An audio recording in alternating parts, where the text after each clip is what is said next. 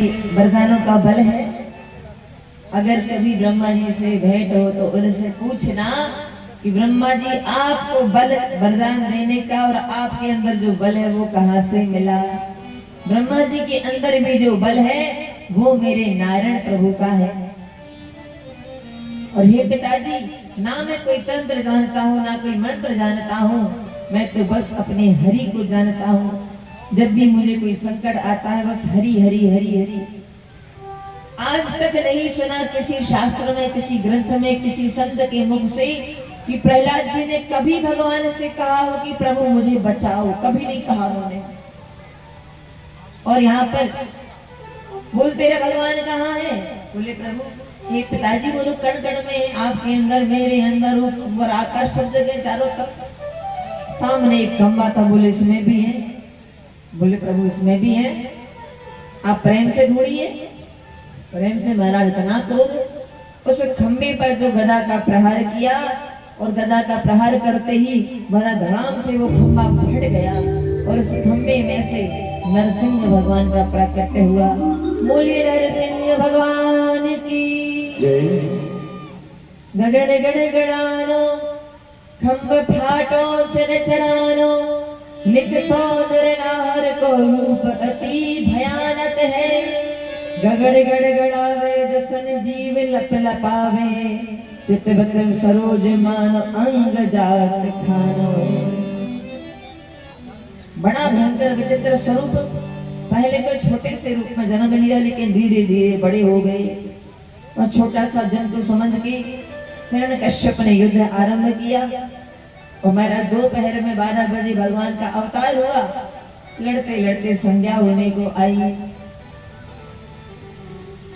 और यहाँ पर ब्रह्मा जी आए। बोले महाराज संध्या के समय राक्षसों की शक्ति बढ़ जाती है, जल्दी अंत करो। सो भगवान जो घुर्रा करके देखे तो हंस के समेत इंद्र यहाँ पर ब्रह्मा जी भागते नजर आए। भगवान का प्राकट्य कैसा हुआ है? आधा सिंह है और आधे मनुष्य है। नरसिंह के रूप में आए हैं, नर भी है सिंह भी है। यहाँ पर युद्ध होते होते संध्या के समय भगवान ने हिरण्यकश्यप को गोद में उठाया और दहली पर गोद में पटक करके बैठ गए। पहले तो हिरण्यकश्यप घबराया, फिर बोला महाराज आप मुझे नहीं मार सकते, हरि बोल।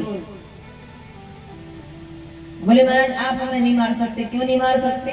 बोले मुझे ब्रह्मा जी के वरदान मिले हैं। तो ठीक है, वरदानों को याद कर लो, क्या क्या वरदान मिला है। हिरण्यकश्यप बोला ना मैं दिन में मर सकता हूँ ना रात में। बोले देख, ना तो दिन है ना रात है, संध्या का समय है, शाम होने जा रही है। बोले महाराज ना मैं भीतर मरूंगा ना बाहर। बोले ना तो भीतर है ना बाहर है, दहलीज पर है, दहली पर बैठा है।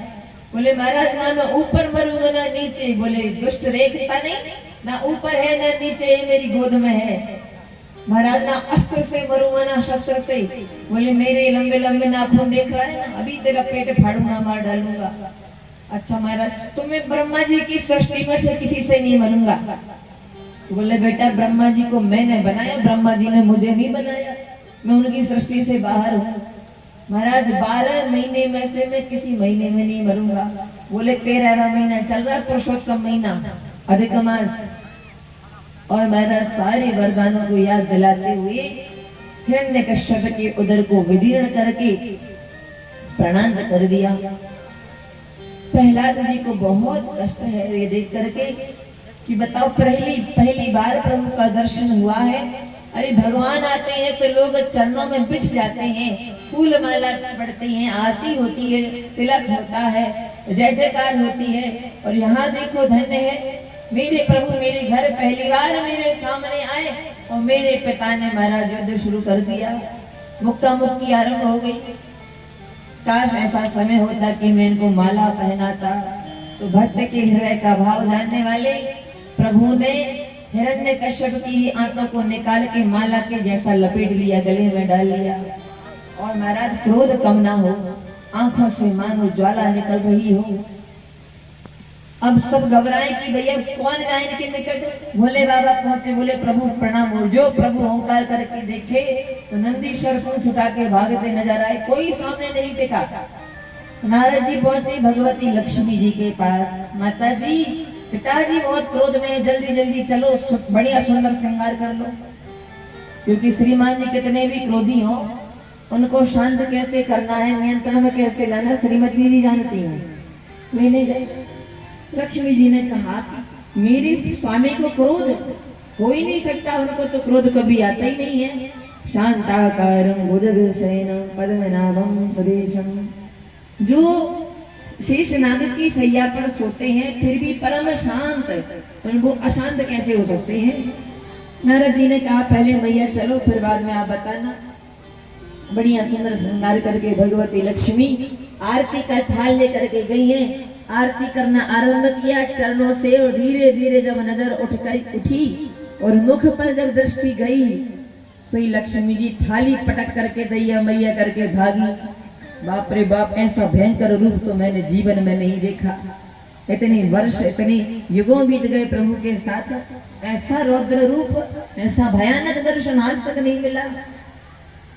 तब नारद जी ने कहा क्रोध कैसे कम होगा। याद आई जिनके कारण प्रभु आए हैं, चरणों में डाल दिया प्रहलाद जी को। और जो प्रभु ने झुक करके देखा, नन्हे से बालक प्रहलाद जी हाथ में लिया, और हाथ में लेकर के आज नरसिंह भगवान ने अपनी जीभ से चाटा है प्रहलाद जी को। भगवान को हम कहते हैं भक्त वत्सल। भक्त वत्सल का मतलब, वत्सला बोलते हैं गैया को, और वत्स बोलते हैं बछड़े को। तो जो अपने बछड़े की तरह प्रेम करे अपने भक्त को, गाय अपने बच्चे को कितना प्रेम करती है। जब जन्म लेता है बछड़ा तो मल में लिप्त होता है, लेकिन उसकी माँ चाट चाट करके जिभ्या से उसको एकदम स्वच्छ धवल बना देती है, बड़ा चमकीला चमकीला बना देती है। तो भक्तवत्सल भगवान को कहते हैं। जैसे गौ माता अपने बछड़े को प्रेम करती है, वैसा ही प्रेम भगवान अपने भक्त से करते हैं, इसलिए भक्तवत्सल कहे जाते हैं। प्रहलाद जी को जीभ से चाटा है, और महाराज प्रहलाद जी को हाथ जोड़ करके भगवान क्षमा मांग रहे हैं। ऐसा दृश्य देवी देवताओं ने, इस ब्रह्मांड ने, इस इतिहास में पहली बार देखा। बेटा, मैंने आने में बहुत देर कर दी। तेरे पिता ने तेरे ऊपर क्या क्या अत्याचार नहीं किए। पहाड़ों से गिराया, अग्नि में जलाया, खोलते तेल में डाला, सांपों से डसवाया, सांप हाथी के नीचे को चलवाने का प्रयास किया। प्रहलाद जी का बाल विवाह का नहीं हुआ, लेकिन हर समय प्रभु रक्षा कर रहे हैं। लेकिन दीन बंधु की मेरा दयालुता देखो, फिर भी क्षमा मांग रहे हैं। बेटा, मैंने तेरे लिए आज तक कुछ नहीं किया, आज वरदान मांग ले, क्या चाहिए। और एक बात बता बेटा, तुझे मुझसे डर नहीं लगा। सदा मेरे साथ रहने वाली लक्ष्मी आज थाली पटक करके दैया मैया करके भागी, और तुम्हें मुझसे डर नहीं लगा। तुम तो मुझे पहली बार मिल रहे हो। प्रहलाद जी ने कहा प्रभु ये बताओ, जंगल में जब शेर दहाड़ता है तो क्या होता है। जंगल में जितने जीव जंतु होते सब भाग जाते हैं, जानवर पशु वगैरह, लेकिन शेर का बच्चा क्या करता है। शेर का बच्चा भले शेर कितना भी दहाड़े, छलांग लगा के कभी कंधे पर चढ़ जाएगा, कभी कान खींचेगा, कभी टांग खींचेगा, कभी पूंछ से खेलेगा। शेर का बच्चा जानता है ये दहाड़, ये गुस्सा दूसरों के लिए, मेरे लिए नहीं है। मैं जानता हूँ मेरे प्रभु कितने करुणा वरुणालय हैं, कितना इनका वात्सल्य है। ये क्रोध दूसरे के लिए, मेरे लिए नहीं है। बेटा, मैं बड़ा प्रसन्न हूँ, मुझसे कुछ वरदान मांग ले। अब यहाँ पर प्रहलाद जी कहते हैं प्रभु ये लेना देना तो व्यापारियों का काम है, मुझे आपसे कुछ नहीं चाहिए है।